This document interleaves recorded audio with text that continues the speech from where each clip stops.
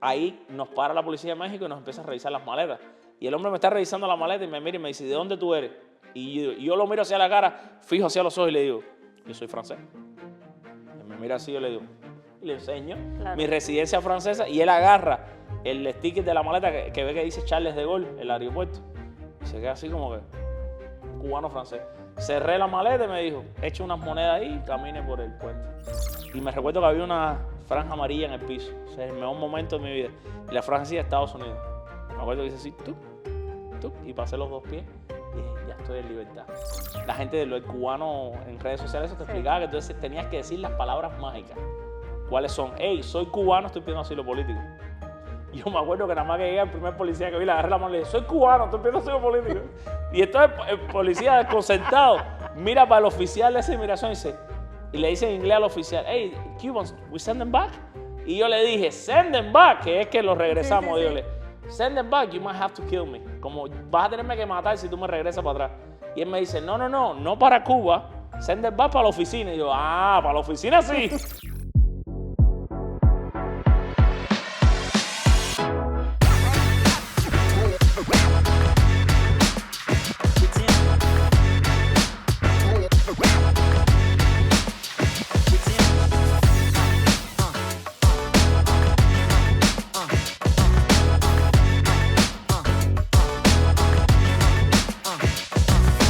Nuestro invitado de hoy es una persona muy especial. Nació en Matanza, Cuba, un 5 de diciembre de 1984. Es presentador de los Huracanes de Miami, el fútbol americano, creador de la página Con las Bases Llenas, hace el podcast de los Yankees de Nueva York. Su nombre es Alfred José Álvarez José me lo inventó Terras, conocido en el mundo deportivo como Alfred Álvarez, llamado por su esposa Tata. Y desde hoy vamos a conocer más allá del rostro de nuestro querido amigo Alfred. Bienvenido a esta conversación. No, esto está espectacular. Primero que nada, darle las gracias a Dios que ustedes pudieron llegar aquí y para mí es un honor que me hayan venido a visitar. Lo de Alfred José lo inventó Carlito y ya se quedó, viste, igual que tú. Todo el mundo ya piensa que es mi segundo nombre y yo no tengo segundo nombre. Bueno, pero ya te llamas así. No, ya ese es mi nombre ya en todos lados. De hecho, me ha pasado que he estado en un lugar público y ha venido un fanático y me dice, Alfred José, te sigo todos los días. Él no sabe que mi nombre es Alfred nada más y no es José. Pero no, nada, súper contento y me encanta lo que están haciendo y para mí, mi casa se viste de honor de que ustedes estén aquí conmigo. Muchísimas gracias. Bueno, entrando en materia, Alfred, quisiéramos que nos habláramos un poco de lo que fue tu niñez en Matanza, en aquellas calles de Cuba. Bueno, nada, lindísimo. Tú sabes que aunque la vida en los países pobres como Cuba y todo eso, nosotros hay una magia muy linda que tiene la niñez. Y es que la niñez no conoce mucho de pobreza, ni de riqueza, ni nada por el estilo, ¿no? Tú te vienes a enterar que tú eres pobre al tiempo, ya, que tú eres más grande. Es que tú te das cuenta que eres pobre, pero cuando tú eres chiquitico no sabes eso. Entonces, una niñez muy linda, gracias a Dios, mis papás juntos, que eso creo que es muy importante. Me dieron lo mejor que podían dentro de, evidentemente, un país que tiene muchas limitantes. Y siempre enamorado de la pelota, del béisbol y de todo lo que abarca el béisbol, porque yo creo que desde chiquito tú sabes que los niños siempre al principio lo que hacemos es jugar, ¿no? Jugar el béisbol y yo lo jugué también, pero yo desde muy pequeñito también tuve siempre la iniciativa de narrar, de anotar el juego y eso fue como algo ya que una antesala de lo que iba a pasar en mi vida, ¿no? Porque yo era el clásico niño que no me conformaba solamente con ir a la calle a jugar al taquito, que es lo que nosotros decimos, que usted le dicen vitilla o usted le dicen la caimanera, qué sé yo. La caimanera. Jugar en la calle con las peloticas de trapo y eso. O pelotica de goma, que le dicen ustedes. Sino que después yo quería analizar cuánto había bateado cada uno. Yo llevaba en una libreta cuánto habían bateado mis amigos. Después yo hacía análisis de por dónde habían salido mis batazos. Ya dando una antesala de lo que hoy en día hago. Y también tenía mucho la tendencia de anotar los juegos. Yo quería anotar todos los juegos que ponían en el televisor, creé mi propio sistema de anotación Y pasé toda mi vida en eso, en la pelota. Ya cuando crecí un poquito más, en Cuba hay un sistema de escuelas deportivas por el cual yo pasé. Y ahí me gradué. ¿Cómo fuiste en el colegio como tal? O sea, buen estudiante. Muy malo estudiante, era muy malo. Era muy bueno en todo lo que era escrito. En historia siempre cogía 100 puntos, en español siempre agarraba 100 puntos, pero la parte de la ciencia, yo fui bueno como hasta cuarto grado nada más. Ya de cuarto grado en adelante, cuando ya yo salí de la parte de la suma, resta, división y multiplicación, alguien un día me dijo, yo no sé si para bien o para mal, era otro muchacho que era más grande que yo, y me dijo, lo único que tú necesitas en la vida es sumar, restar, multiplicar y dividir, lo demás todo es por gusto. Y yo dije, bueno, es por gusto. Y entonces no eran buenos en la ciencia porque siempre lo que me gustaba era todo el tema del arte, el deporte. Pero fui un alumno, vaya, en cierto sentido bueno porque sí siempre he sido una persona muy respetuosa y eso de las personas mayores. Y mis padres eran maestros los dos, entonces, ¿sabes? Eran estrictos conmigo con lo de la escuela. Pero me escapaba de la escuela, en la secundaria, en séptimo grado me escapaba. En el preuniversitario también me escapaba, me tiraba del segundo piso para una loma que había hierba, con tal de irme temprano. Eras un niño bien osado en Sí, cosas. me escapaba mucho, y siempre era todo relacionado con la pelota. Yo no me escapaba por escaparme, o sea, yo me escapaba porque tenía un juego de pelota a una hora específica. Razón de ser. Exactamente, yo no arriesgaba mi vida a tirarme el segundo piso por gusto. Alfred, de nuevo, muchas gracias por recibirnos en tu casa. Claro. Para nosotros es bien importante porque la figura de Alfred Álvarez en el mundo del béisbol, en el mundo del deporte universitario, sobre todo aquí en Miami, es muy reconocida. Gracias. Pero esa figura que está ahí, nosotros hoy vinimos aquí para conocer más allá del rostro de Alfred Álvarez. Claro. Nos hablas de tu niñez, de que te gustaba analizar. ¿De dónde nace eso? ¿Cómo un niño de 9, 10 años, 8 años puede pensar en analizar un juego, en describir un juego? Y hasta de menos. Bueno, ustedes cuando llegaron les dije, yo no sé, porque te voy a ser sincero, mi papá fue un muy buen deportista, pero los deportes en los que mi papá fue excelente no fue de béisbol. Mi papá jugó baloncesto y era judoka. Llegó a tener cintas elevadas en judo, practicó mucho judo, a un nivel casi, ¿sabes?, profesional dentro de Cuba, que no hay profesionalismo porque todo es amateur, pero no béisbol. Y él fue el que por primera vez me llevó a un estadio de béisbol. Pero yo no sé realmente dónde nació, yo creo que es una cosa muy difícil de explicar. Mis abuelos tampoco eran gente súper de pelota. Mi bisabuelo fue podemos decir, mi bisabuelo que le decían Tito, fue quizás esa persona que sí de verdad me empieza a hablar a mí de la parte de las estadísticas y las cosas, porque yo me recuerdo, él vivió, gracias a Dios, más de 90 años, 90 y pico de años, y yo sí me recuerdo que él iba a todos los juegos al estadio, él era la figura más conocida, como el fanático más famoso del estadio, y entonces él, cuando yo lo visitaba con mi bisabuela, que los dos, como te digo, gracias a Dios, vivieron 90 y pico de años, los tuve hasta que fui un adulto ya, él siempre leía, entonces tenía los periódicos, entonces me decía, mira, vamos a leer juntos el periódico. Entonces leíamos juntos el periódico, yo veía lo de las estadísticas, y entonces yo le decía, abuelo, cuando tú termines de leer el periódico, ya tú no lo vas a leer más, dámelo. Y yo recortaba el periódico, ¡pam!, y lo pegaba. Entonces yo leía desde muy niño, como me gustaba mucho leer, pero realmente increíble, yo no sé de dónde me salió a mí la idea de empezar a anotar los juegos. Y estamos hablando de un niño de 7, de la edad de mi hijo, 8 años, anotando juegos de pelota. O sea, sentarse, tener la disciplina de sentarse delante de un televisor por 3 horas, 4 horas, a ver un juego de béisbol, anotando los nombres del bateador. Entonces yo me recuerdo que yo, si fallaba, yo ponía 1, rayita, 0, hiciera un rolling a primera ponía R, 1B. Si era una línea, L, 1, así. O sea, yo no tenía... Tú entendías lo que estaba Yo entendía todo. Y entonces, yo después, cuando al otro día había otro juego, yo buscaba el juego anterior, cuánto había bateado. Entonces, cuando por primera vez escuché a Felo Ramírez narrar, me cambió la vida. Eso fue en el año 1995. Por error, yo estoy buscando en el radio un día un juego de pelota de Cuba y me entra a la estación de los Estados Unidos, que era la WQA, creo, en ese momento, que transmitía los juegos de los Marlins. Y yo oigo narrar a Felo. Eso fue para mí increíble. A mí, yo te puedo decir exactamente hasta quién fue el primer bateador que yo escuché narrar a Felo. Kilvio Veras. Eso no se me olvida. Kilvio Veras era el primer bate de los Marlins. Los Marlins estaban jugando de visitante. Y yo me acuerdo que yo empecé a anotar ese juego, yo, sin saber quiénes eran los peloteros. Y yo me acuerdo que yo ponía Kilvio con una K y Kilvio es con Q. Y entonces yo me recuerdo haber oído eso, entonces yo decía, wow. Entonces, ¿qué yo hacía? Yo veía el juego entero de televisión, por ejemplo, de la pelota cubana, lo anotaba y cuando se acababa el juego, bueno, ahí mis padres te lo pueden decir, yo cogía mi grabadora portátil, que yo andaba con mi grabadora para todos lados, la gente en el barrio pensaba que yo estaba loco, con mi grabadora con pila, y entonces yo me sentaba y ponía los cassettes. ¿Te acuerdas de los cassettes que había que darle con el lapicito? Yo me sentaba y entonces todo lo que yo había anotado, yo lo narraba. Entonces yo empezaba, viene a batear fulano de tal, lanzamientos, bola. Yo inventaba las bolas y los strikes porque no me recordaba en qué conteo estaban. Y después decía rolling por primera base, atrás por la primera base, pisa. Desde niño, yo tengo juegos grabados desde esa edad. O sea, una pasión, una cosa a otro nivel.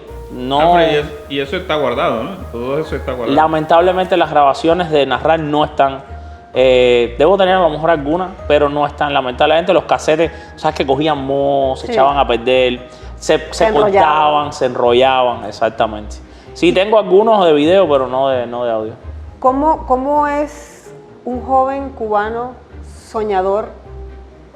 O sea, ¿cómo te veías proyectado a venir acá a Estados Unidos?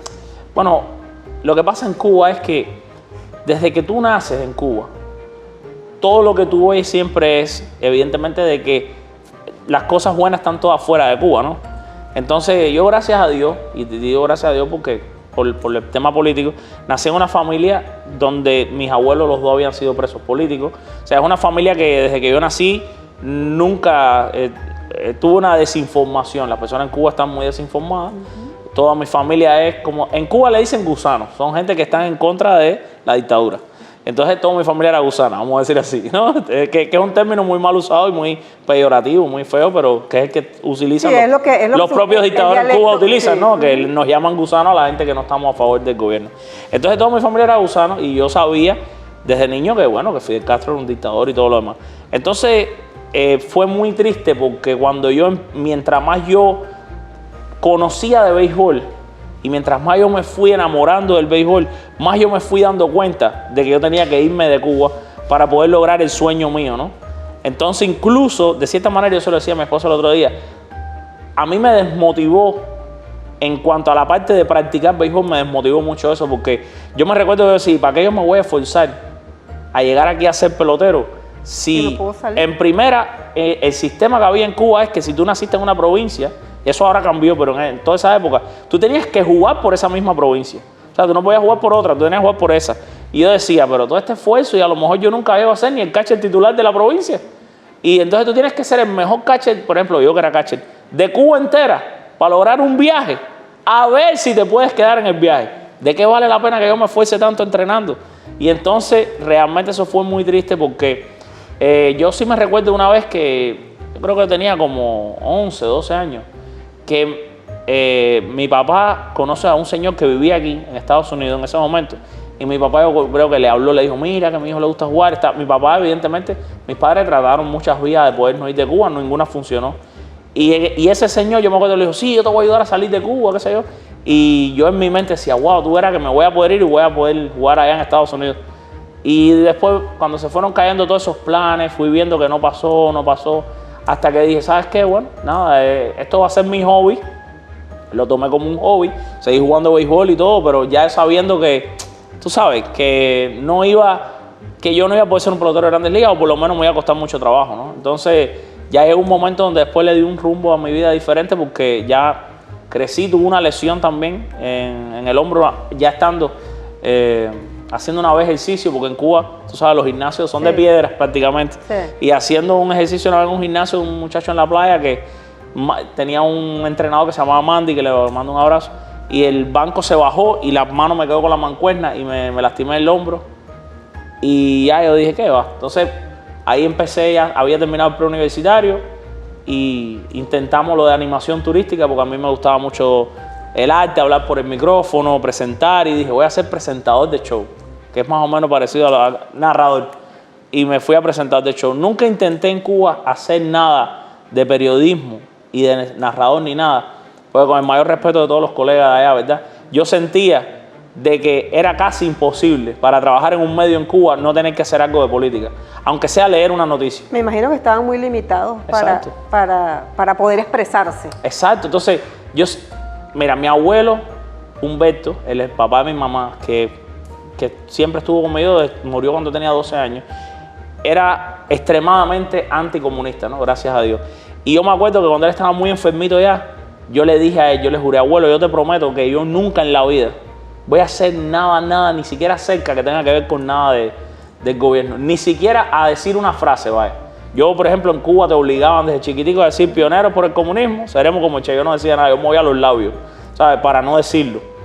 Y yo me recuerdo que yo dije, wow, pero si yo trato de trabajar aquí en la radio, en deporte, a mí me van a poner a leer, porque en Cuba no existen los anuncios comerciales, pero tú tienes que leer cosas entre innings, vamos toda la marcha del 1 de mayo, la diputada de no sé qué. Y dije, yo no quiero ni leer eso, o sea, yo en mis labios es como Dios, eso yo lo veo como Dios. O sea, si yo fuera un actor de película, yo nunca aceptaría un papel que tengo que decir algo contra Dios, no lo voy a decir, o sea, de mi boca no va a salir. Bueno, de mi boca no iba a salir decir nada de nada de Fidel ni nada de eso. ¿Cómo te manejabas en el colegio, por ejemplo, o en la universidad, cuando tenías que hacer ese tipo de cosas con tus compañeros y con tus profesores? Todo el mundo sabía que era gusano. Pero me tocó suerte que la gente no fueron dañinos de querernos hacer daño. Todo el que lo esté viendo esta entrevista sabe, o sea, todo el que estuvo en la escuela conmigo, yo nunca fui a ninguna actividad política, nunca fui a una... Me recuerdo cuando pasó lo de Elian González, no sé si te acuerdas, aquel niño que se quedó aquí. La única vez que fui a un ellos le llaman actos revolucionarios, la única vez que fui fue porque estaba enamorado de una muchacha y fui por la muchacha, llegué, agarramos la asistencia porque uno llegaba, cogía la asistencia y cuando vi que la muchacha me dijo, yo amo a Fidel, no sé qué, ya no estaba enamorado de la muchacha. Se acabó el amor. El amor se terminó en cuestión de segundos. Mineilis, creo que se llamaba la muchacha. Si está viendo la entrevista, ya tú sabes lo que pasó. Más nunca la vida hablé con nadie con ella. Me desaparecí en el medio del lugar ese gigante donde estaban gritando que regresen a Elian. Y yo dije, pero si yo no quiero que regresen a ningún Elian. Elian está en Estados Unidos, pobrecito. Los regresaron y le lavaron el cerebro y toda la historia después ya de grande. Pero nada, nunca fui a nada. Fue difícil en cierta manera. La cosa más difícil y más frustrante no fue el tema de política, porque mis amigos evidentemente no les interesaba nada eso, los niños y los muchachos jóvenes tampoco. Eso es la mentira que le mete Cuba al mundo, ¿no? Yo no conocí nunca a nadie comunista ni nadie. Al contrario, yo tuve la oportunidad de ir a Cuba y conocí mucha gente joven, y la gente joven lo que buscaba era salir. Claro. Buscaba, bajo cualquier circunstancia, salir. Pero lo que te quiero decir es, tú sabes dónde estaba la frustración mía. En todo era en el béisbol. ¿Sabes por qué? Mis amigos, todos creían que el mejor tercera base del mundo era Omar Linares. Y yo sabía que no era Omar Linares. Porque Cuba hizo una cosa muy horrible. Cuba le vendió al mundo que el mejor equipo del mundo era el equipo Cuba. ¿Qué pasa? Los peloteros cubanos no perdían ningún evento, ni el equipo Cuba perdía ningún evento internacional, porque jugaban con jugadores amateurs, porque ellos eran amateurs. Claro. Entonces Cuba era campeón olímpico, campeón mundial, campeón panamericano, campeón... Y te decían que Cuba era el mejor equipo del mundo, que los peloteros cubanos eran los mejores del mundo. Imagínate ser un niño en Cuba que tenía acceso a toda esta información que no tenían los demás niños, de que yo sabía que eso es mentira todo, de que Cuba jugaba con niños y que evidentemente le tenían que ganar porque eran muchachos de 18, 19 años, claro, y ellos tenían 30 y 40 años. Era casi imposible, y así todos perdían a veces. Entonces me fajaba mucho con mis amigos, discutíamos mucho de pelota, porque yo tenía toda esa información que ellos no tenían, porque yo oía radio. Y después mi papá me compra una antena, que eso era completamente ilegal, te metían preso en Cuba por tener la antena. Entonces tenía todos los juegos de Grandes Ligas. Entonces, mientras mis amigos veían televisión de Cuba, yo veía televisión de los Estados Unidos. Entonces, mi diversionismo ideológico, como dicen los comunistas, fue tan grande que llegó un momento que yo solamente tenía 3 o 4 amigos, que siguen siendo mis amigos hasta el día de hoy, mis únicos amigos, Abelito, Wifrey, Edelia, Alejandro, que probablemente van a ver la entrevista, que eran los únicos que me entendían, porque eran los que iban a mi casa, eran los que yo dejaba entrar en mi casa, porque teníamos la confianza que sus padres no iban a delatarnos con la policía ni nada de eso, y eran los únicos que veían conmigo Grandes Ligas, se sabían los peloteros. Los demás, todos creían que Cuba era lo mejor, y yo sabía que... Y no solamente era el béisbol de Grandes Ligas, también había otros deportes, que es lo que te lleva a pintar este cuadro que vemos aquí ahora. Exactamente. Este cuadro con esos jugadores de baloncesto. ¿Lo pintaste a qué edad? 10 años. O sea que ya desde los 10 años tú estabas proyectado Exacto. a que tu norte era los Estados Unidos. 100%. Yo me acuerdo que yo siempre jugaba mucho con los soldaditos, tenía muchos soldaditos. Y yo hacía la ciudad y ponía las banderas americanas. Y me recuerdo que cuando yo me enfermaba, porque tenía muchos problemas siempre de la garganta, y venía una maestra que se llama María Luisa. María Luisa, no sé si estás viendo esto, espero estés vivo y que tengas salud y estés viendo esto. Pero bueno, María Luisa tenía fama de ser comunista. Y entonces cuando ella llegaba a la casa, mi mamá decía, corre, recoge todo lo que sea bandera americana. Y un día se nos olvidó y ella pasó al baño y dice, ¿y eso qué cosa es?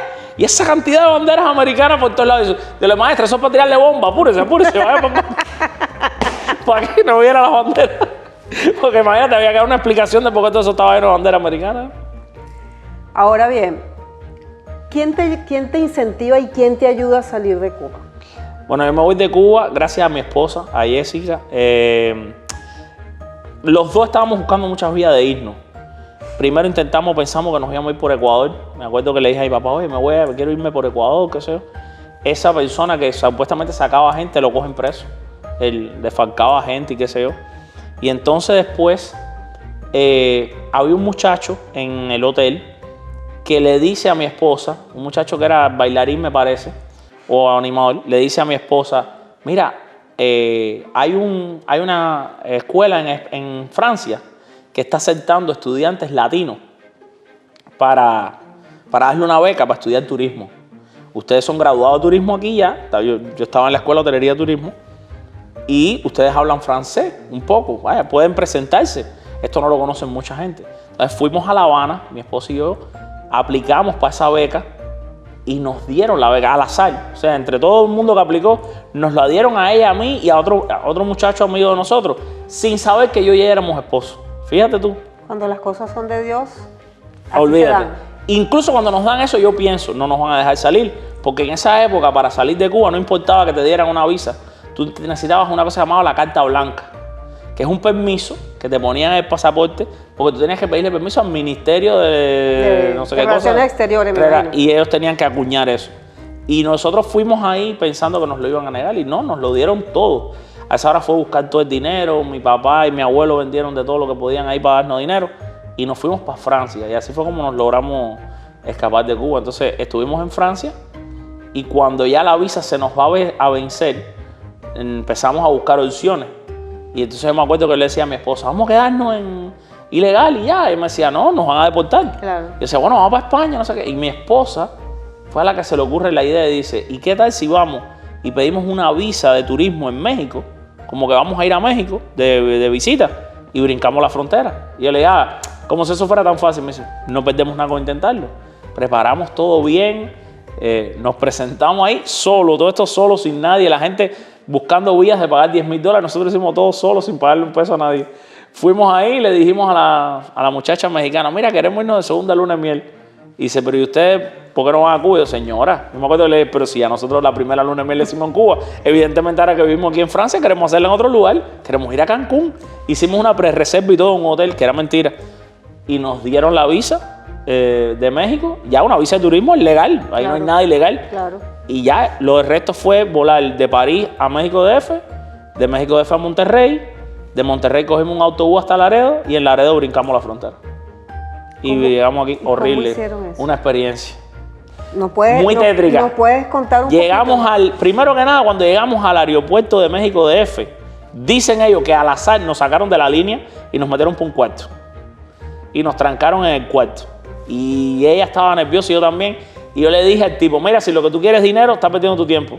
Porque yo sabía que yo estaba legal en México. Yo tengo una visa legal, yo no voy por ningún lado. Yo vengo aquí a visitar México. Se demoraron horrible. Y le dije, mira, no te demores más, que nos va a ir el vuelo. Teníamos un vuelo que era para Matamoros, pero como Matamoros tenía frontera, en el rato que ellos estaban ahí, que nos dejaron solo en el cuarto, compramos otro que era para Monterrey, para que ya vieran que no eso. Y le dije, mira, se me va a ir mi vuelo para Monterrey. Me dice, para Monterrey, sí. No sé qué, le dije, no, íbamos a ir a Matamoros, pero tenemos amigos en Monterrey que queremos conocer y después vamos a ir a Matamoros, que tenemos otras amistades. Se demoraron ahí a ver si, yo creo, a ver si les dábamos dinero o algo, hasta que nos dejaron ir. Y nos fuimos. El avión ese, de ahí a Monterrey, es lo más cerca que he estado yo de morirme dentro del avión de los nervios. Casi se cae el avión. Era un avión chiquitico, que cabían, yo creo, dentro 15, 20 personas. Una avionetica. Una avioneta. Una avioneta, y aquello lo cogió una turbonada de esa, un mal tiempo, y aquel avión era para arriba y para abajo. Cuando yo vi que la azafata se sentó y se empezó a poner cosas por todos lados, dije, me quedé sin conocer Estados Unidos. Y llegamos a Monterrey. Y después, no, me acuerdo que nos quedamos una noche en un hotel en Monterrey. Y entonces dijimos, bueno, vamos a irnos con la fresca. Con la fresca es a las 4 o 5 de la mañana. Esa hora nos levantamos, fuimos para la estación de autobuses, solito ahí buscamos Laredo. ¿Cuándo es el próximo autobús? A tal hora, 8 y pico de la mañana. Pan, lo cogimos. Y me acuerdo que nosotros todo lo hicimos como si fuéramos ilegales. Y yo decía, pero estamos legal. Entonces el autobús, me acuerdo que lo para la policía. Y supuestamente si te agarraban, te bajaban del autobús, te sobornaban, te podían pedir dinero, qué sé yo. Entonces le dije, hazte la dormida, hazte la dormida. Nos hicimos los que estábamos durmiendo en el autobús. El policía entró, bajó, se fue, no nos llamó nunca. Y así nos bajamos. Cuando llegamos ahí, el taxista, le digo, óyeme, pues yo no sabía cómo decirle, llegamos para la frontera. Yo le digo al taxista, ¿está disponible? Sí, vamos a un viaje. Y dice, ¿a dónde? Y yo, yo te digo por el camino. Y dice, no, tienes que decirme para dónde voy. Y yo le chico, vamos hasta la frontera. Dice él, no estoy dispuesto a llevar más cubanos, porque esto es un... Digo, hermano, nosotros no vamos a brincar ni nada, nosotros estudiamos cine, le digo yo, me tengo mentira. Nosotros estudiamos cine en Francia. Digo, mire, le enseño los papeles francés. Nosotros vinimos aquí a filmar un documental sobre la frontera, por eso tuve tantas maletas. Aquí lo que hay son cámaras y cosas. Y me mira así y me dice, no voy a ir. Saca un billete de 50 euros, le dije, maneja. Agarró los 50 euros, manejó. Y nos dejó ahí en la entrada. Entonces cuando tú entras ahí nos para la policía de México y nos empieza a revisar las maletas. Y el hombre me está revisando la maleta y me mira y me dice, ¿de dónde tú eres? Y yo lo miro hacia la cara, fijo hacia los ojos y le digo, yo soy francés. Y me mira así y yo le digo, y le enseño mi residencia francesa. Y él agarra el sticker de la maleta que ve que dice Charles de Gaulle, el aeropuerto. Y se queda así como que un cubano francés. Cerré la maleta y me dijo, eche unas monedas ahí, camine por el puente. Pasas el puente, que es como, porque yo lo hice legal, o sea, no es que estaba brincando mojado por el agua. Hice mi línea y me recuerdo que había una franja amarilla en el piso. O sea, el mejor momento de mi vida. Y la franja decía Estados Unidos. Me acuerdo que hice así, tuc, y pasé los 2 pies y dije, ya estoy en libertad. Entonces, a esa hora es el nervio, pues tú tienes que, supuestamente, la gente del cubano en redes sociales te explicaba que tú tenías que decir las palabras mágicas. ¿Cuáles son? Hey, soy cubano, estoy pidiendo asilo político. Yo me acuerdo que nada más que llegué al primer policía que vi, le agarré la mano y le dije, soy cubano, estoy pidiendo asilo político. Y entonces el policía desconcertado mira para el oficial de esa inmigración y le dice en inglés al oficial, hey, Cubans, we send them back. Y yo le dije, send them back, que es que los regresamos. Sí. Dígale, send them back, you might have to kill me. Como vas a tenerme que matar si tú me regresas para atrás. Y él me dice, no para Cuba, send them back para la oficina. Y yo, para la oficina sí. Para la oficina nos sí. Estamos entendiendo bien. Y entonces ahí nos hicieron todo el proceso de papeleo y eso. Se demoraron unas cuantas horas ahí. Y me acuerdo que ya salió un oficial y me dice, bueno, entren para acá. Y entonces cuando entramos, empiezan a revisarnos todas las maletas. Yo, esta es la parte que usted no va a creer, ni nadie de los que esté viendo en este momento. Toda mi maleta era solo de béisbol. Yo tenía todas mis libretas de béisbol porque yo me las llevé de Cuba para Francia. Tenía parte de la libreta, las otras se quedaron en Cuba. Cosas de memorabilia de pelota. Y a esa hora, eso fue hasta un problema porque ellos me dicen, ¿y todo esto qué es? Yo le digo, cosas de béisbol. Y entonces el que estaba de jefe no lo creía. Y me acuerdo que era un señor mayor y cogió una lupa y se ponía a mirar y me decía, en inglés, ¿qué cosa es 6'3"? Yo le decía, 6'3" rolling el short. Me decía, 63. Y me decía, ¿y L7? Yo, eso es lineal left field. Porque pensaba a lo mejor que era un código. Claro, Dios código sabe. para... Un código para entrar a poner una bomba. Y yo, señor, eso es béisbol, yo soy una excepción. Tú puedes creer que cuando el señor se va, viene un policía, que ojalá yo un día dé con ese policía. Porque hablaba español, así que a lo mejor está viendo la entrevista. Y me dice, ¿puedo tomarme una foto contigo? Y yo le digo, yo tenía una camiseta de Alex Rodríguez y yo, de los Yankees. Y yo le digo, sí. Y me digo, ¿por qué? Y me dice, porque tú vas a ser famoso en los Estados Unidos. Te lo juro por mis niños. Porque tú vas a ser famoso. Y yo le voy a poder decir a la gente que yo fui el que te entré en la frontera. ¿Está? Y el tipo se tiró un selfie conmigo. ¿Y no sabes cómo se llama? No tengo la más mínima idea. Tendría que, no sé. Ojalá yo quisiera encontrar a ese hombre. Y esa foto vale oro ahora mismo, ¿no? Claro. Y entonces me acuerdo que me dijo, yo nunca he visto esto. Una persona que en vez de venir aquí con ropa, con cosas, con zapatos, lo que único que tenga sea cosa de béisbol. Porque yo anotaba las temporadas en Francia. O sea, para que la gente entienda, yo he anotado todos los juegos de los Yankees desde el año 1996 hasta el día de hoy. Todos los juegos. Ahora voy a eso. Este es un buen momento. Vamos a hacer una pausa y vamos a que Alfred nos muestre todo eso de lo que hemos venido hablando desde que iniciamos el juego. Y ahora estamos aquí en la oficina de Alfred, mostrándoles un poco. Este es el cuadro que pintó cuando tenía 10 años. Alfred, háblanos un poco ahí de... Este fue el primer año que llega acá, que draftean los Lakers a Kobe Bryant. Eso fue una revista que alguien me dio y yo empecé a hacer el dibujo del momento ese.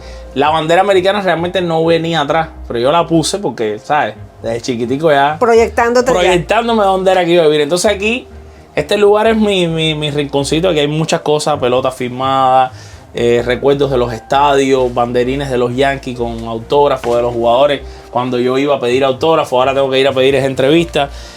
Fotos de los niños. Estas son mis primeras libretas de anotación. Miren esto. Bueno, esta era la foto de las escuelas.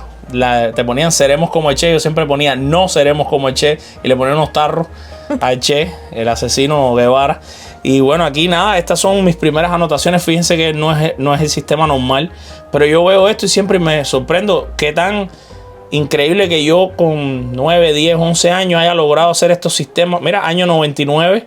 O sea, que haya logrado hacer este tipo de sistema de anotación sin haber nunca sabido nada de cómo se anotaba conocimiento de un juego de pelota. Aquí está la ropa que me pongo para los viajes o para salir en los programas. Aquí es donde hacemos el programa todos los días con Carlitos Parra, que a ustedes les gusta tanto. Aquí siempre tengo el televisor para ir viendo las cosas. También a veces veo juegos aquí mientras lo estoy comentando en vivo aquí. Colecciono revistas de Sport Illustrated. Este póster que está por aquí, que te voy a enseñar ahora, es de Mark McGwire y de Sammy Sosa. Es original del año 98. Me lo regaló en Cuba una persona que trabajaba en un hotel que un extranjero se lo dio, un turista, un canadiense, y él me lo regaló. Este es mi segundo ídolo de deporte, Kobe Bryant. Pues es mi ídolo también. Sí, es mi vida era Kobe Bryant. De hecho, el niño estaba muy indeciso entre Derek y Kobe, pero mi esposa no dio permiso para Kobe y dijo que ese era un nombre de perro, entonces voy a ponerle Derek. Esta es uno de los regalos más preciados que tengo. Me lo regaló el primo hermano de mi esposa. Es una foto original de Babe Ruth firmando autógrafos. Este es mi regalo. Este es uno de mis tesoros. Porque este es un bobblehead de Felo Ramírez, mi ídolo. Y entonces cuando tú aprietas aquí este botoncito, se puede escuchar la voz de Felo. Mira.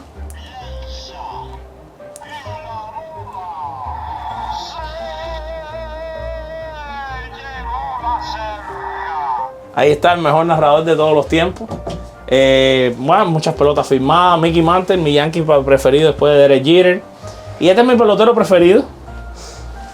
Campeón con los Atléticos de Oakland.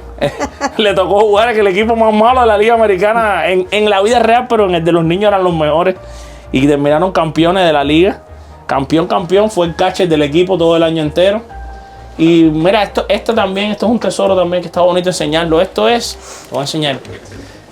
Tony Oliva me firmó esto y me puso para Alfredo. Buena suerte, Tony Oliva. Lo tengo guardado con muchos recuerdos. Tony, en un sprint training, mi primer sprint training, yo fui para Fort Myers sin saber que en Fort Myers había mucho frío en febrero. Y me estaba literalmente congelando. Y Tony agarró su abrigo de los Minnesota Twins, el abrigo de jugar, y me lo dio. Me dijo, ponte eso para que no te dé frío. Y yo estuve con el abrigo de los Twins todo el día. Y cuando se lo fui a dar, me dijo, no, quédate con el abrigo antes de que fuera a Hall of Fame. Tengo esta camiseta de Carl Ripken Jr., me la tengo desde Cuba. También me la regalaron en Cuba siendo un niño. Este hombre salvó el béisbol. Para mí en el año 95 fue uno de los hombres que salvó el béisbol. Tengo siempre cerca de mí mis abuelos maternos, mi abuela materna. Tengo que buscar una foto también de mi abuelo paterno que se fue para atrás, pero la tengo aquí también. Este es el título, ¿te acuerdas que te dije de Broderick y Fernando Arreaza en la entrevista? Este fue el título que me dieron. Esta es la princesa de la casa. Mi princesa. Este es cuando el niño se ganó el premio novato del año. En esa misma liga el niño fue el novato del año porque él no empezó la temporada con el equipo y terminó ganando el premio del jugador novato. Aquí adentro están todas las libretas de anotación de todos los años. Mira para acá. aquí está, mira esto. Aquí está cada año de Grandes Ligas. Esto es libretas de Cuba, para que ustedes vean lo que yo hacía en Cuba. Todo el mundo sabe que estas son las libretas de Cuba, mira. La gente creía que estabas estudiando. La gente creía que yo estaba estudiando. Yo lo siento, maestra, no estaba estudiando. Yo estaba anotando el juego de Toronto con Texas. Mientras usted daba matemáticas y se esforzaba, yo me esforzaba en sacar números, pero era de Juan González, de todos estos peloteros de Texas, de toda esta gente de Texas. Esto era lo que yo pero sacaba. Los números eran números. Claro, exacto. No, yo estoy seguro que muchas veces ella pasó por la mesa, vio números y dijo, bueno, él está súper estudioso este muchacho. Aquí todo, bueno, todos son libretas y libretas y más libretas y todo esto es estadística. Mira esto, mira, si yo saco aquí al azar, por ejemplo, ahora mismo saco aquí algo, fíjate la fecha, 1997, los Marlins. Y aquí están las estadísticas. Todo es de Cuba, ¿eh? Todo esto es hecho en Cuba, anotado en Cuba. Mira, ahí estoy yo anotando por radio la Serie Mundial, los playoffs, Atlanta, Florida. El Iván, de hecho, este es el juego de los ponches del Iván. Wow, mira, esto fue al azar, esto no fue preparado. De los 20 los 15 ponches del Iván contra los Bravos de Atlanta. Que el árbitro dejó lo ayudó un poco, pero bueno, está ahí. Eric Gregg. Bueno, eso es parte del béisbol. El árbitro estaba ese día, tenía una zona gigantesca, pero bueno, gracias a que ganó el cubano. Todo esto son pero hay libretas. algo de los Yankees por ahí que vi, algo muy Todas importante. las libretas de los Yankees. Aquí está cada año que los Yankees han jugado, desde el año 96, todos los juegos. Todos los sprint training, más los juegos de la temporada. Cada temporada está ahí, cada año, desde el 96 hasta la actualidad. Si tú vas buscando, mira, donde quiera que tú metes la mano hay una libreta y hay un año de pelota. Ve, fíjate, este es, por ejemplo, del 2020. Todo el 2020 completo. Cada juego, todas las temporadas, todo. O sea, lo hice cuando no trabajaba en esto y por supuesto ahora lo hago ya mucho mejor porque ahora lo puedo anotar estando en el press box. Lo que quiere decir que los sueños sí se pueden hacer realidad. 100% se pueden hacer realidad. Eso también lo leí por ahí. Eso lo dijo un sabio llamado Alfred Álvarez. Oh, está bien, ese sabio lo conozco, es buena gente. Y regresamos de esta pausa, seguimos conversando con Alfred. ¿De dónde viene esa pasión por los Yankees de Nueva York? Si tú supieras que no siempre fue por los Yankees, esto no creo que no lo he dicho muchas veces. Al principio, el juego que yo veía eran de los Marlins. Pero ya para ese entonces, por alguna razón, yo un día me encontré con una gorra que tenía una T, que era la T de Texas, pero no era Texas de los Rangers. Sin embargo, después me enteré que era Texas Longhorns, el equipo de fútbol americano colegial. Escucha esto, la Universidad de Texas. Pero yo creía que era Texas de béisbol. Entonces, en los jueguitos de Nintendo, que era Roger Clemens en 1991, en Nintendo, de los que había que soplar, ¿se acuerdan, verdad? Ese juego yo jugaba solo con Texas. Y entonces yo decía que Texas era el equipo que más me gustaba. Ya cuando empiezo a ir los Marlins, digo, bueno, me gusta Texas y los Marlins. Y después ya, cuando en el año 96, yo tengo mi primer contacto ya con televisión de Grandes Ligas, mi papá me lleva un día, mi papá tenía una camioneta y él daba viaje en la camioneta. Y él le da viaje a un muchacho que vendía antigüedades. Y cuando él llega a la casa del muchacho a cobrarle, ve que el muchacho tiene ahí Grandes Ligas puesto en el televisor. Y era que el muchacho tenía una antena parabólica con juego. Se llama Luis Miguel, que le mando un abrazo. No Luis Miguel el cantante, porque Luis Miguel tiene muchas antenas en su casa, estoy seguro. Pero este es un Luis Miguel que no es Luis Miguel. Y entonces él le dice, mi papá le dice, ¿puedo traer al niño que vea la pelota aquí? Sí, tráelo. Entonces yo entro a su casa y empiezo a conocer ya más de pelota. Gracias a él empiezo ya. Él sí era un coleccionista, tenía miles de tarjetas. Todavía tengo tarjetas que él me regaló, revistas. Y ahí empecé a coleccionar revistas, tarjetas. O sea, ya ahí llevé la pasión a otro nivel. Y junto con él en su casa vi la Serie Mundial Yankees Bravos. Él era fanático de los Bravos. Y yo por ir la contraria empiezo a ver a los Yankees. No obstante, hasta ese punto todavía me seguía gustando Texas. Pero después todos mis amigos odiaban a los Yankees. Y entonces yo, por tal de estar con ellos, yo decía que sí también al principio. No, está bien, sí. Pero cuando ellos se iban, yo me ponía a jugar con ellos en el Ken Griffey de Super Nintendo. Siempre. Y echaba mis temporadas escondido con los Yankees. Y salvaba. Entonces cuando ellos venían, no, estoy jugando con Texas. Hasta que un día les dije a todos, así un día de pronto les dije, oye, les voy a decir la verdad, yo soy fanático de los Yankees hace tiempo. Y la gente, ¿qué? Soy fanático de los Yankees hace tiempo, para que ni me pregunten más, ese es mi equipo. Y ya, y ahí empezó ya entonces ya más los Yankees. Yo anotaba a los Yankees, escondido, como te digo, desde el 96.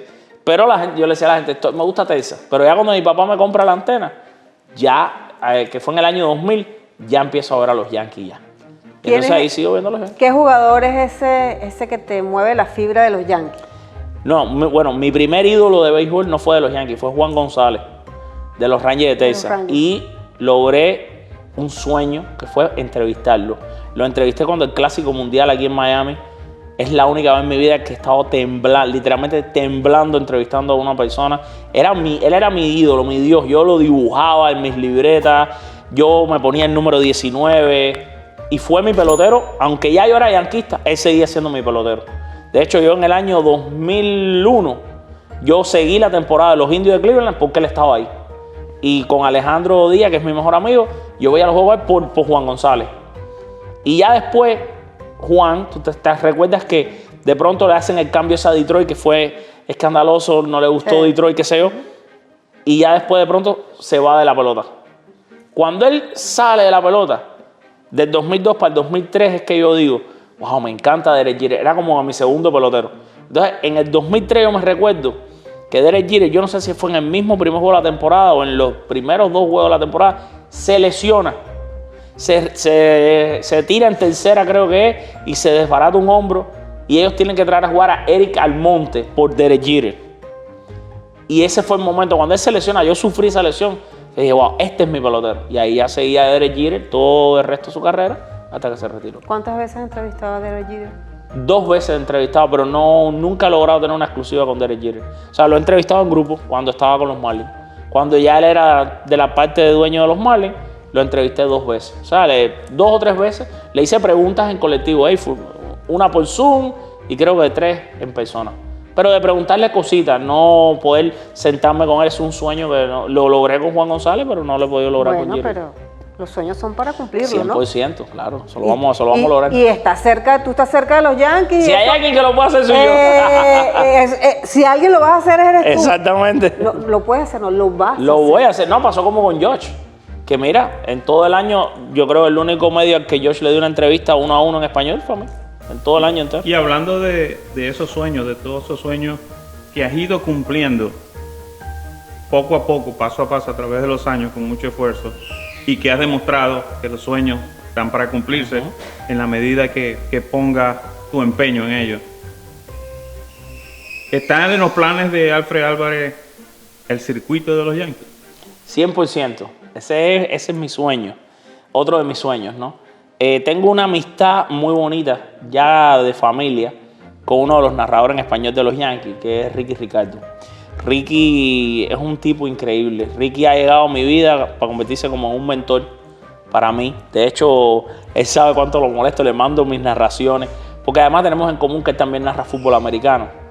Entonces, yo le mando mis grabaciones para que me digan en qué me equivoqué.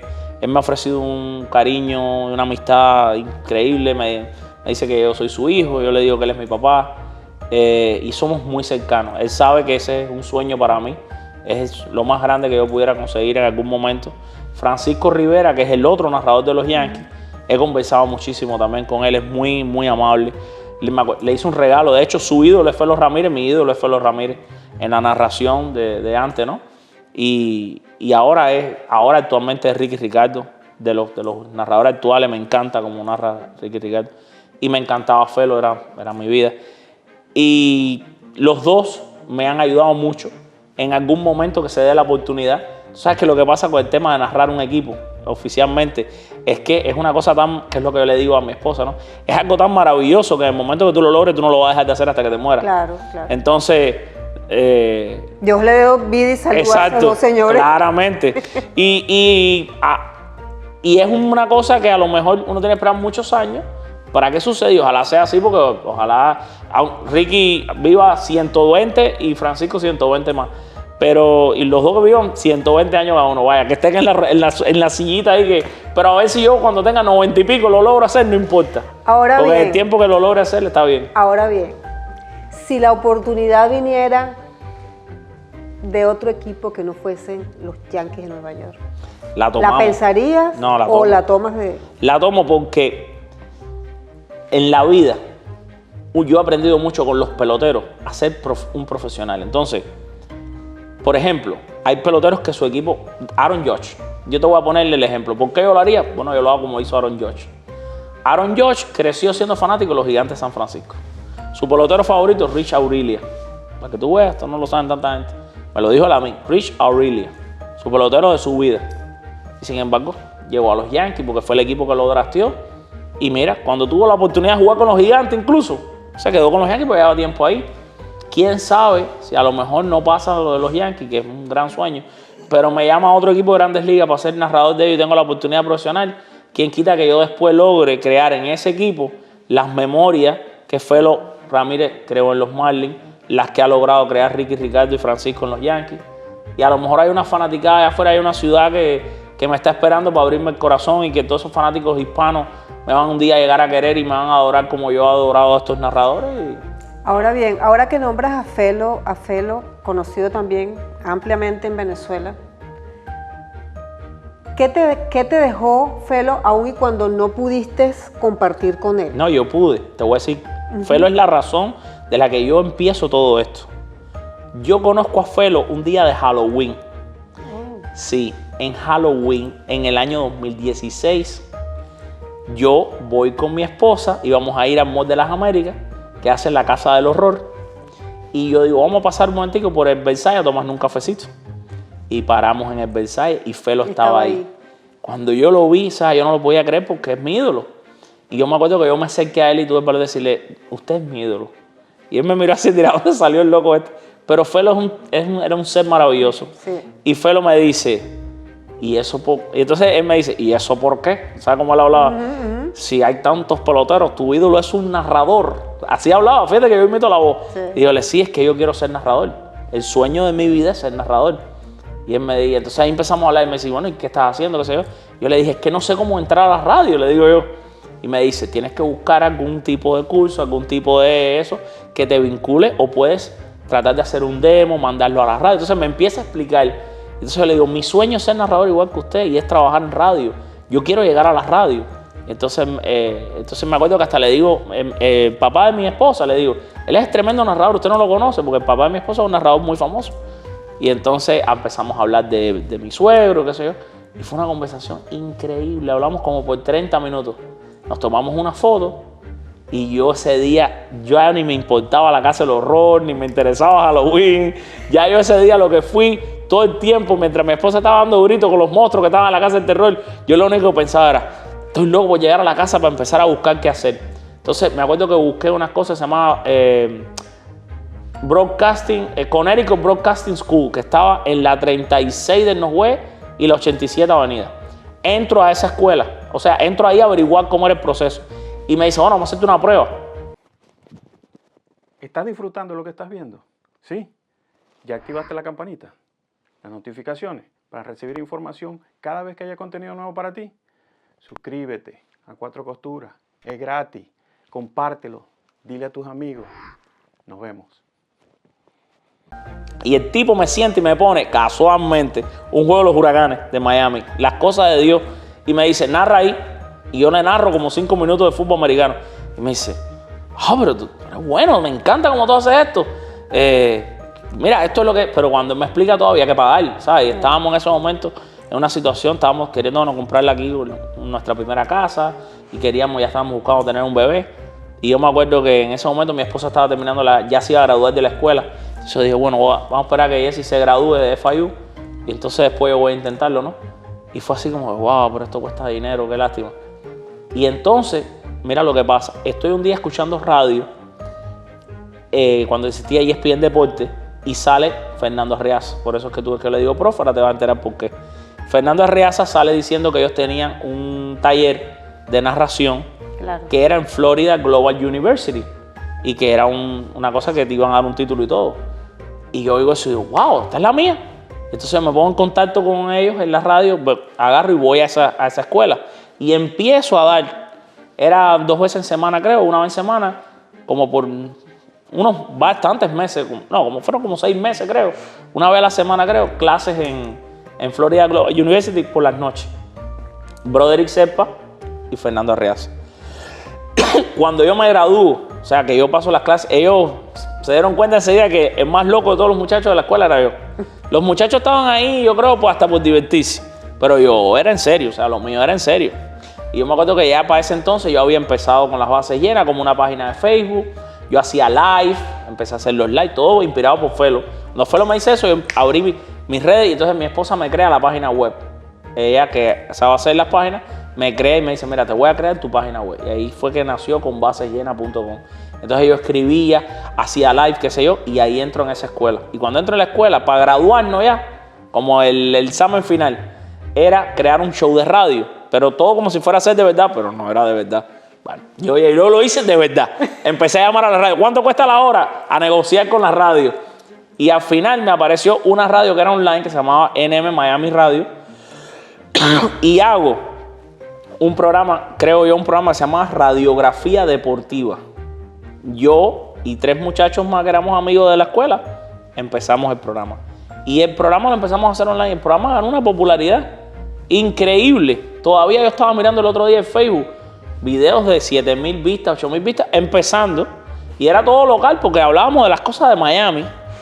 Y empezamos a llevar invitados y todos los días teníamos un invitado y logramos llevar peloteros ahí, jugadores de otros deportes, gimnastas, personalidades de la radio. Y empezamos así a hacer ese programa y entonces ahí es que entro en la radio. Entonces, Broderick me da la oportunidad y me dice, vamos a la radio, que te voy a invitar a un programa que tengo los domingos, se llama Deportes en Grande. Y yo empiezo a ir ahí como invitado y me quedo haciendo el programa con él y con Daniel. Y a raíz de eso es que sale la oportunidad de hacer los Huracanes. Bien, Alfred, y hablando de eso, que nos alejamos del béisbol, llegas a los Huracanes de Miami. ¿Cómo ha sido esa experiencia? Un deporte como lo es el fútbol americano, que si bien es el número 1 en los Estados Unidos, en los países de nosotros, en los países latinos, poco conocemos. Si te digo esto, no me lo vas a creer. Disfruto hasta ahora más narrar fútbol americano que ninguna otra cosa. Es la cosa más increíble del mundo. Y el fútbol americano colegial es el deporte más popular de los Estados Unidos. No la NFL, el fútbol americano colegial. ¿Cómo fue la cosa? Me dice un día Daniel Ramírez y Brother, y oye, manda un demo que a ti te gusta tanto el fútbol americano, porque llegó un momento en el programa, yo era el que hacía el segmento de fútbol americano. Porque el Brother me dice, oye, lo mío es pelota y lo mío son otros deportes, encárgate tú de fútbol americano que a ti te encanta. Y así tienes un segmento que hablar, gracias a Brother que me dio la oportunidad. Y entonces yo hablaba de fútbol americano. Y él me dice, intenta narrar fútbol, mándale un demo a la universidad, que el narrador creo va a salir algo así. Y yo mando el demo. Pero imagínate, ese equipo que yo lo veía de niño en la casa cuando tenía la antena. Y me dice, como a los 2 meses, me dice, ¿cuál es la talla tuya de ropa? Y yo, XL, dice, no, ¿sabes? Para que te hagan los uniformes. ¿Uniforme de qué? No, los polos de UN porque te vas a ser el narrador. Oye, yo ese día, ellos no lo saben. Bueno, ya lo saben, pero yo lo he dicho en otras entrevistas. Cuando yo me monté en mi carro ese domingo, el programa era 3 horas. Y yo vine regresando del Doral para acá y venía llorando de la alegría. Yo no lo podía creer. Y ahí entonces empiezo en el 2019 con los Huracanes, 6 años ya, siendo la voz en español del equipo. Ha sido una experiencia increíble. Maravilloso, es tan lindo ver la pasión que hay en este país por ese deporte, la gente, la audiencia, porque yo siento que nosotros hemos creado en la gente, junto con los Dolphins, que también tienen narración española y son muy buenos sus narradores, hemos incrementado el amor del fanático latino por el fútbol americano. Y yo quisiera ver a cuánta gente aprecia el trabajo, cuánta gente nos escribe por Twitter, estamos escuchando. Y nada, me he vinculado mucho con el equipo, ya le he agarrado mucho cariño. Y la verdad que la Universidad de Miami nos trata fantástico.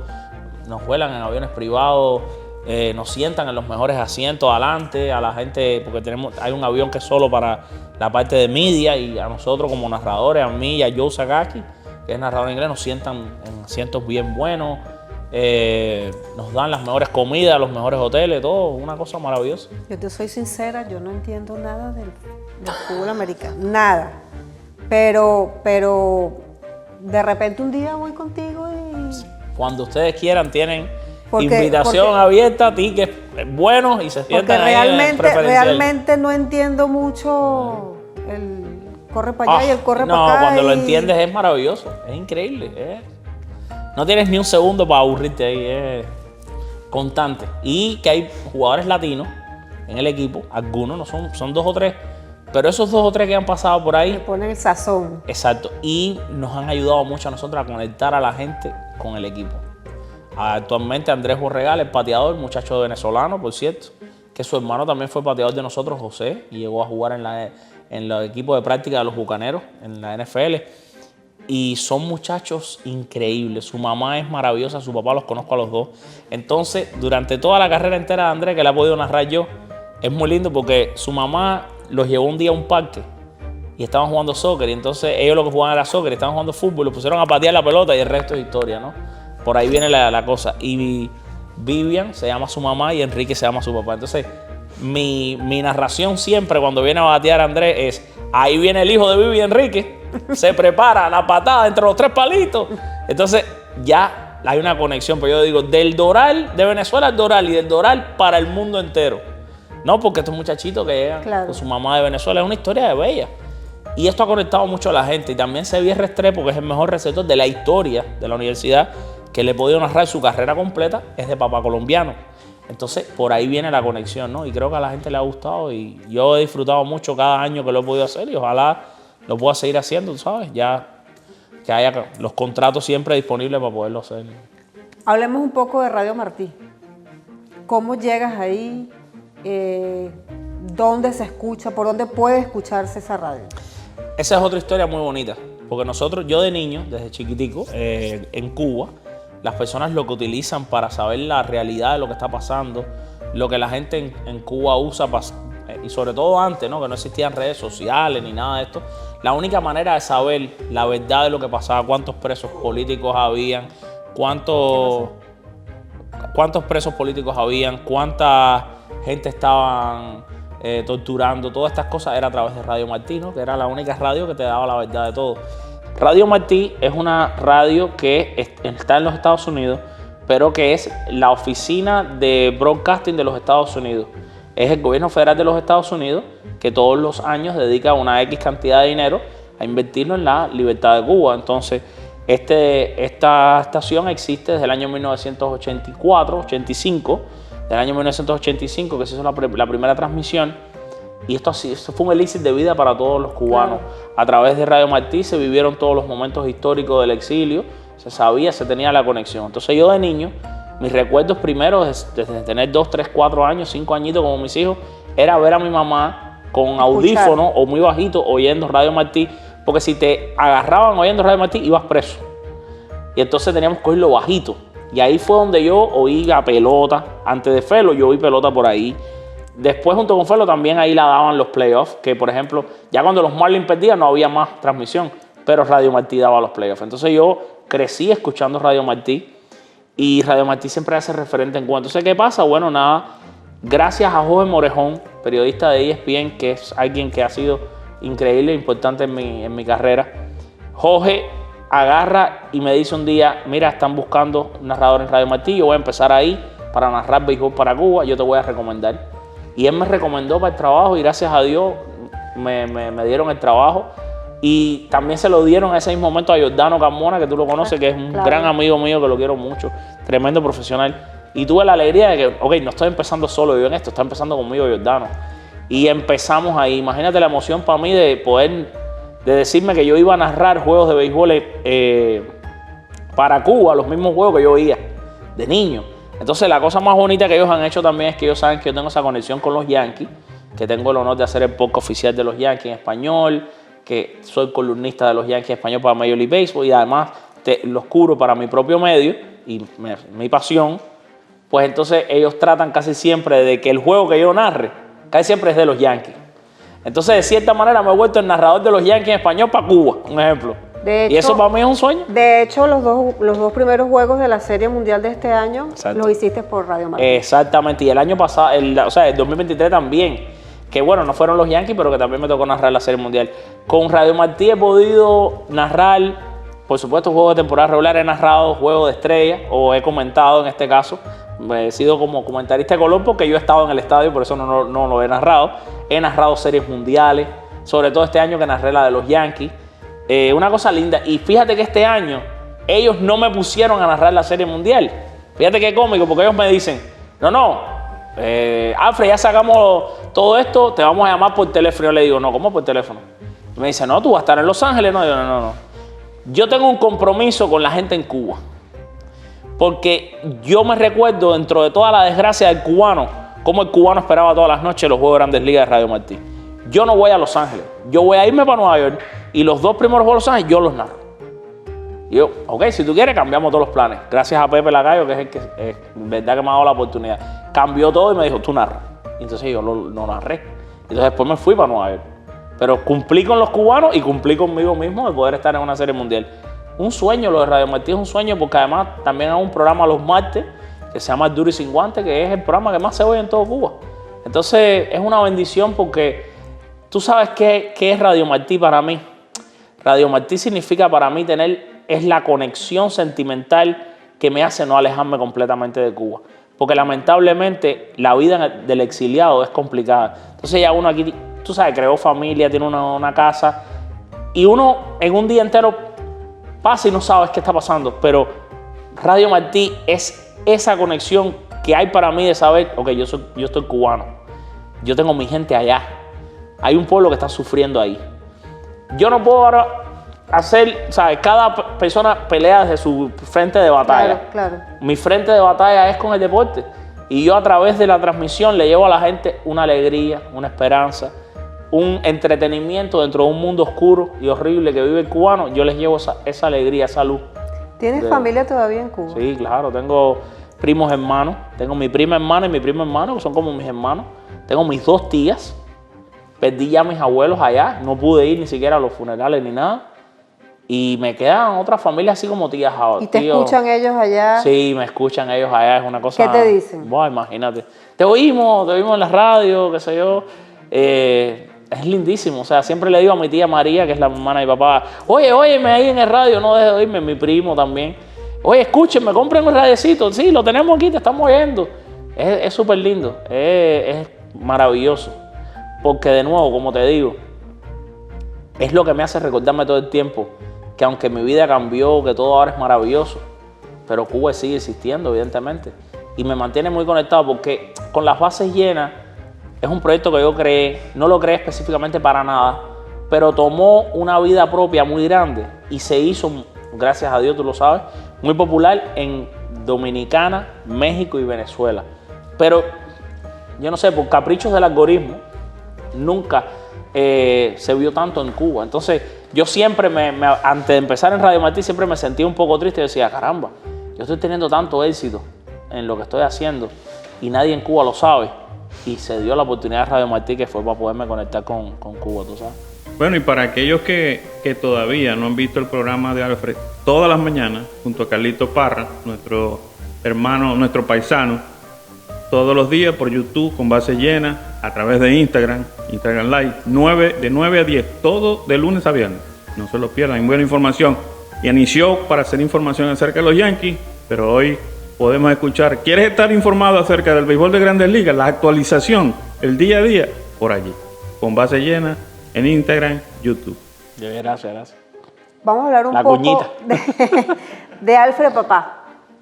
Alfred Papá de Alfred Derek y de Amaya. Ajá. Hablemos, ¿cómo es esa relación de papá? Mira cómo se le pone la mirada así, se le llenan los ojos así como que... Claro, hace mi vida. Bueno, muy lindo, porque nosotros empezamos a buscar el bebé, el primer bebé, como en el 2014. Empezamos a buscar el bebé y no llegaba el bebé. Y nos hicimos esta prueba y todo. Y el médico nos decía, están súper saludables. Bueno, pero no aparecía. Y entonces ya estábamos hasta considerando ir a ver un médico experto en esto y qué sé yo. Y yo creo que en un momento ahí que nos relajamos y dejamos de pensar en eso, ya teníamos la cita con el médico y fuimos al médico, que supuestamente iba a tratar el tema de fertilidad, ver qué se podía hacer. Y el médico le hace una prueba a mi esposa y le pone una prueba de orina, ¿no? Y después dice, vamos a hacer un ultrasonido. Y hace un ultrasonido. Yo no entiendo ni lo que está pasando, ¿no? Nadie, porque él lo hizo calladito. Y en una de esas tomó una fotico y agarra la foto. Y me acuerdo que yo no tengo la foto guardada. Había un puntico en la foto así. Y Y coge la foto y me pone la cara a mí y mira la foto y me dice, sí, se parecen. Y yo me quedo así, digo, ¿cómo? ¿Está embarazada? Y yo, ¿qué? El día más feliz de mi vida. Y entonces ahí nace Alfred en el 2017. Y mira qué cosa tan increíble. Alfred nace cuando yo estoy creando con las bases llenas, prácticamente. Yo creo con las bases llenas el 13 de agosto del 2017. Es que creo todas las redes, la página web, todo, que me lo ayudó a hacer Jesse. Y Alfred nace en noviembre. Entonces mira tú qué reto tan grande. Ser papá, tener un niño recién nacido y estar tratando de hacer tu sueño realidad. Tenías 2 niños recién nacidos. Exacto. No, y mi esposa, la pobre, yo no sé ni cómo hizo. Porque, ¿sabes? Yo haciendo los live y qué sé yo. Y yo tenía un trabajo. A toda esta yo tenía un trabajo normal. Y entonces el niño empezó como que se enfermaba mucho. De cosas respiratorias. Tú sabes que los niños se enferman mucho. Y yo tenía un trabajo que era un poco flexible. Entonces yo le digo al jefe mío, me voy para la casa. Voy a cuidar a mi hijo de la casa, tengo que empezar a faltar mucho, voy a trabajar desde la casa, mira si me puedes poner remoto. Y el tipo como que no le gustó mucho la idea, me empezaron a poner muchas trabas en donde yo trabajaba y tuve hasta problemas con ese jefe. Pero yo en la casa con el niño. ¿Qué pasa? Que yo cuidaba al niño en la casa, pero cuando el niño se dormía, como era un bebé, yo tenía tiempo de hacer contenido. Claro. Y un día, estando en la casa, me llaman del trabajo y me dicen, pero todo con un drama muy grande. Y estamos aquí con el jefe de recursos humanos para decirte que, bueno, que tú y todos los demás muchachos del departamento para el que yo trabajaba han sido puestos en libertad, o sea, le van a dar layoff, le vamos a dar un paquete de dinero por unos meses para que ustedes puedan buscar otro trabajo. Y yo sentía a los muchachos que estaban en físico ahí en la oficina muy tristes. Sentí que una muchacha estaba hasta llorando. Y yo dando unos brincos arriba de la cama. Y cuando mi esposa dijo, fíjate, yo no me puedo aguantar, yo me acuerdo que yo le digo, te tengo una noticia, me botaron del trabajo. Y dice, pero y esa felicidad, yo le digo, porque ahora sí, más nunca en mi vida voy a trabajar. Se lo dije, le dije, más nunca en mi vida voy a trabajar. Para nadie. A partir de ahora voy a trabajar en esto. Porque si yo logro que esto que yo estoy haciendo me da lo mismo en neto que me da este trabajo, ya soy el hombre más feliz del mundo. Y cuando tú haces lo que te gusta, deja de ser trabajo. Claro, 100%. Ya yo más nunca he trabajado un día en mi vida. Entonces, yo me acuerdo que le dije a ella, mira, yo me recuerdo que yo le dije, es tanto lo que yo gano en neto. Después que me quiten los taxis y las cosas. Si yo logro ganar, aunque sea parecido a esto, ya. Porque si nosotros podemos pagar los bills en este momento, lo vamos a poder pagar siempre. Claro. Y entonces, o por lo menos no siempre, porque los niños gastan mucho, pero era cercano. Y entonces esa fue la meta. Y entonces, ¿qué pasó? Me pasé un año entero cuidando al niño en la casa y haciendo con las bases llenas. Y fue ese año entero con Alfred que logré una conexión con él maravillosa y que a la misma vez logré llevarlo todo al próximo nivel. Estando desde la casa fue que logré entrar de miembro de la asociación. Y entonces, después, empiezo a hacer el proceso de reclamar a mis padres. Y cuando estoy en ese proceso, le digo, me acuerdo que le dije a mi esposa, oye, vamos a aprovechar que en una semana tenemos a mis papás viviendo aquí en la casa, así que vamos a aprovechar. Y en el aprovechado se hizo Maya. En el aprovechado, antes que tuviéramos gente en la casa viviendo con nosotros, así se hizo la niña. Y la niña sí fue una cosa de pronto, bueno, estoy atrasada, ¿qué pasó? Y nació Amaya. Pero tienes 2 niños bellísimos. Sí, son mi vida, mi vida. Y el niño le encanta el deporte. La niña también quiere ser también softbolista, dice que va a ser. Pero les encanta los dos deportes. Entonces, es lo más grande que tengo en mi vida. O sea, es una cosa diferente, porque el momento ya que nace el niño, yo me recuerdo el sentimiento exacto de cuando Alfred nació. Además de todos los sentimientos que uno siente. Pero yo me acuerdo que yo, los primeros días de ser papá, yo como que me sentía, wow, soy mejor que fulano, porque yo tengo hijo y fulano no. O sea, es como que yo tengo un hijo, esto es maravilloso, o sea, soy un tipo importante. O sea, ya no es que tú te sientes importante por entrevistarte a Juan González, es importante porque tú eres papá. Claro. Es como que, wow, qué espectacular, soy papá, ¿no? Y dentro de ya todo, porque aunque esto uno no lo siente como trabajo, pero sí, evidentemente, tú sabes, lleva una intensidad, claro, todo lo que uno hace. Y ellos son como que mi escape. Por ejemplo, con la niña a mí me transmite mucha paz. La niña, aunque es una candela, pero ella cuando está como que conmigo es como que yo me calmo, tú sabes. Yo puedo tener 17 cosas, en la entrevista tal no he hecho esto, no he hecho, pero ella llega y yo, ¡pam!, ya como que ella es mi refugio, ¿ves? Y el niño, por otro lado, es un niño genial, es súper inteligente. Ahora es youtuber, dice, y entonces bueno, le encanta la pelota. Y el año pasado me pasó una cosa muy linda con él. Yo me pongo a hablar de alguien de los Yankees en los sprint training, del 2023, del 2024, de todo lo que yo estaba haciendo. Y esa persona de los Yankees me dice, ¿qué tiempo tú le dedicas a tus hijos? Y le digo, oh, imagínate, ahora mismo estoy aquí, ellos están en Miami, yo estoy en Tampa solo. Y el Señor me dice, móntate en tu carro y vete para tu casa. Que los hijos no los tenemos toda la vida. Y me empezó a hablar de una manera que yo solté todo lo que estaba haciendo y me mandé para la casa. Llegué y le dije a ella, vamos a poner el niño en pelota. Y me metí con el niño en lo de la pelota. Y fue un compromiso increíble porque tuve que dejar de ir a juegos, dejar de hacer un montón de cosas de pelota. Pero le dediqué todos los días que tenía juego, todos los días que tenía práctica, y el niño terminó siendo campeón. Y ese momento que el niño ganó y fue campeón, no se va a comparar con ya actualmente con ningún momento, ni cuando los Yankees ganen la Serie Mundial, si la ganan, Dios quiera, ni los Huracanes. Cuando yo lo vi ser campeón ahí, para mí, yo lloré, fue maravilloso. Entonces te das cuenta que al final, esta es mi pasión, mi carrera es mi pasión, pero no hay nada que se pueda comparar con los hijos de uno. Eso es, olvídate, eso es sagrado. Es maravilloso, es más lindo que todo. Y hablando de ese tema, viene la pregunta. ¿Qué legado está dejando Alfred Álvarez para sus hijos? Yo estoy tratando de dejar Mira, yo siempre pienso en eso todos los días de mi vida. De hecho, mi esposa te lo puede confirmar. Yo estoy obsesionado con eso. Yo siempre pienso en algo y yo digo, mira, todos nos vamos a morir. Eso lo tenemos claro aquí. No se pongan tristes. Va a pasar. Todos los que estamos aquí nos vamos a morir. La cosa es que tú dejas de legado. O sea, ¿cómo tú quieres que tú puedes dejar en tu familia para que cuando tú no estés te recuerden todo el tiempo? Si tú te pones a pensar hoy, por ejemplo, mi bisabuelo, yo te lo mencioné aquí, o sea que claro, realmente no se fue hasta aquí. Porque, por ejemplo, gracias a él empecé a ver estadísticas, ¿no? Entonces, yo quiero dejarles a ellos el legado de que todo lo que hago lo trato de mantener en video, para que yo viva a través del propio contenido que hago. Pero también más allá de eso, dejarles el legado del amor a lo que a uno le gusta. Yo nunca le voy a exigir a Alfred que sea pelotero porque a mí me gusta la pelota, o que sea narrador porque yo soy narrador. Yo lo único que sí quiero dejarles a ellos como legado es la muestra. ¿Cuál muestra? De que todo lo que tú quieras lo puedes lograr. Entonces, por eso es que yo cada vez que quiero algo, me obsesiono hasta que lo logro. Porque yo sé que cuando ellos sean ya adultos y ellos puedan ver cómo fue la vida de nosotros, ellos digan, wow, pero si mi mamá y papá, o sea, pudieron salir de una dictadura donde la gente no se podía ir de ahí, se fueron, a hacer muchas cosas. Llegaron a Francia, vinieron a Estados Unidos. Mi mamá estudió una carrera en los Estados Unidos, se graduó y es tremenda profesional. Mi papá luchó años de su vida, esperó este momento para poder hacerlo de deporte, que es lo que a él le gusta. Y esto es lo que él quería hacer. ¿Cómo yo no voy a poder hacer una cosa tan simple si ellos van a tener una vida mucho más fácil que yo?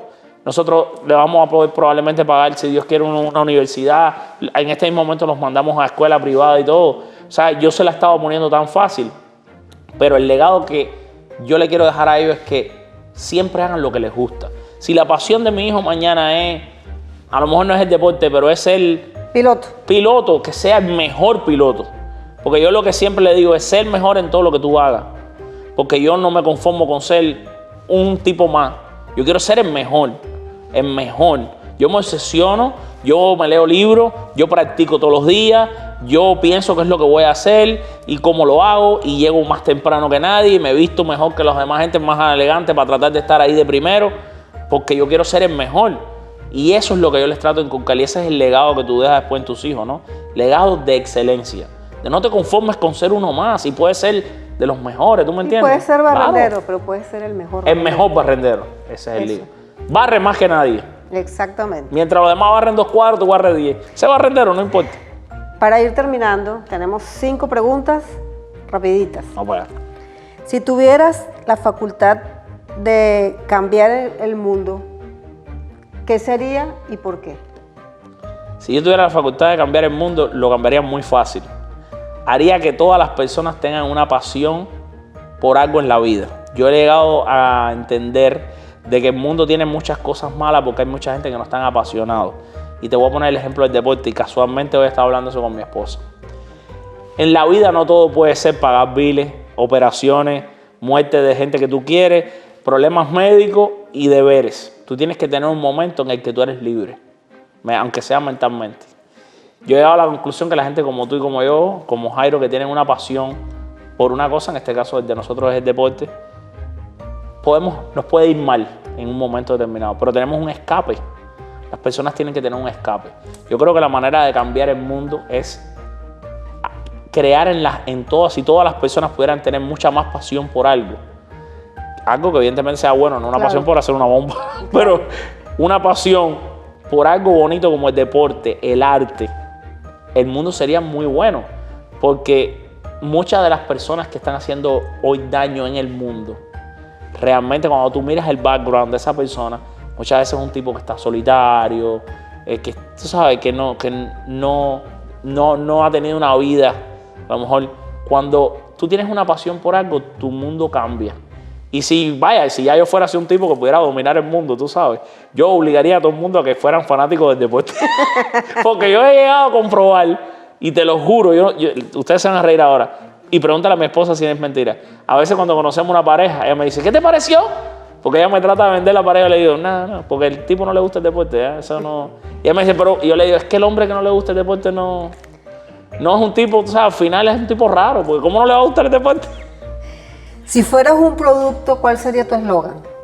Si yo fuera un producto, ¿cuál sería mi eslogan? ¿Te tengo que decir qué tipo de producto o cualquier producto? No, lo que tú quieras. Compartimos tu pasión, sería mi eslogan. Porque todo lo mío es apasionado. Si pudieras viajar en el tiempo, ¿viajarías al pasado o al futuro? Al pasado. Porque uno siempre tiene añoranza de cosas. Por ejemplo, sin duda alguna, si a mí un día me dan la oportunidad de viajar al pasado, yo estoy seguro a dónde voy a ir. Yo me monto en la máquina del tiempo y le pido que me lleve al año 1996 a la casa de mi abuela y mi abuelo. Y a ver a mis dos abuelos. Ya, ahí el momento está. Si pudieras entrevistar a alguien, ¿quién sería? ¿Vivo o muerto?